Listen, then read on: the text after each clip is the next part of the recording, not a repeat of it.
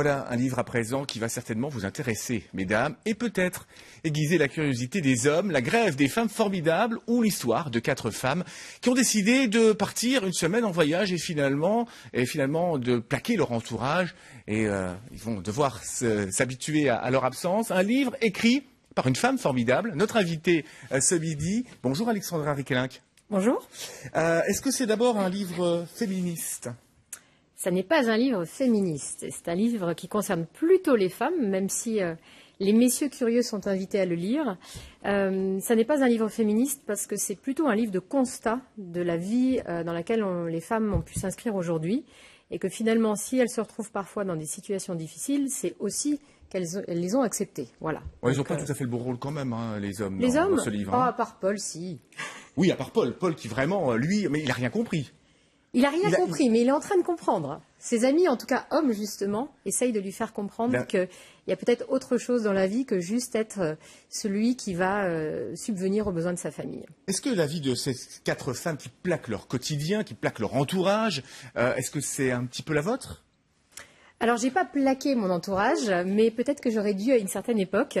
En tout cas, c'est cette volonté de temps en temps des femmes d'aujourd'hui de pouvoir dire stop, d'appuyer sur le bouton pause, chose qu'on a rarement l'occasion de faire, pour pouvoir prendre du temps pour nous, pour réfléchir aussi, et puis voir où est-ce qu'on a envie d'aller. Puisque dans le quotidien, on est tellement prise par nos vies, nos enfants, nos maris, nos travaux, nos engagements divers et variés qu'on a rarement l'occasion de le faire. Alors, c'est un livre. La particularité de ce livre, c'est que vous l'avez auto-édité, notamment avec l'aide de My Major Company, un financement participatif sur Internet.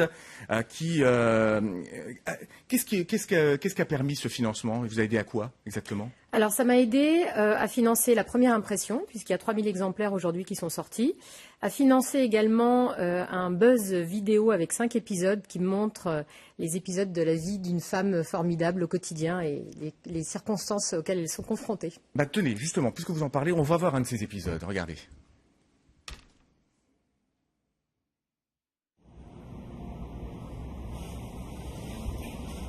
Moi, mon amour, on a un problème parce qu'il y a Hugo qui a 40 de fièvre. Qu'est-ce qu'on fait ? Toi, je sais pas, mais moi j'ai un rendez-vous.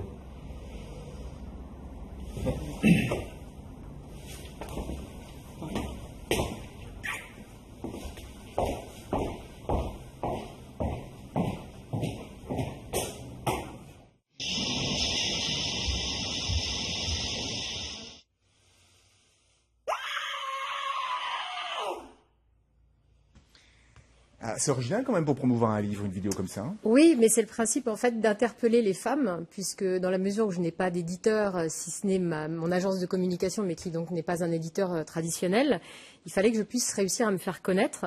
Et donc l'idée c'était ça, c'était que les femmes puissent s'identifier à ces circonstances et la curiosité d'aller voir le site sur lequel on peut trouver le bouquin, donc acheter le livre La grève des femmes formidables. Voilà, on le trouve sur ce site, hein, sur le site internet La grève des femmes formidables, ce livre signé Alexandra Rickelenc.